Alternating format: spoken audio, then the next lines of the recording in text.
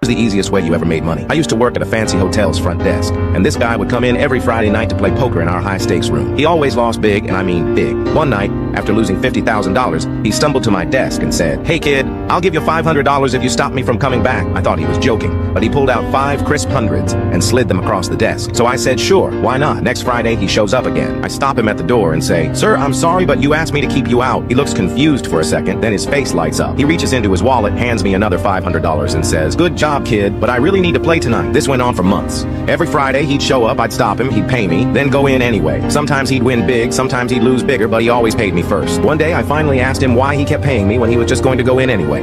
He laughed and said, "Kid, I've lost millions gambling, but paying you $500 to try and stop me is the cheapest therapy I've ever had. Makes me feel like I'm at least trying to quit." He moved away eventually, but for almost a year, I made $2,000 a month just by telling a rich guy no once a week. Easiest money I've ever made.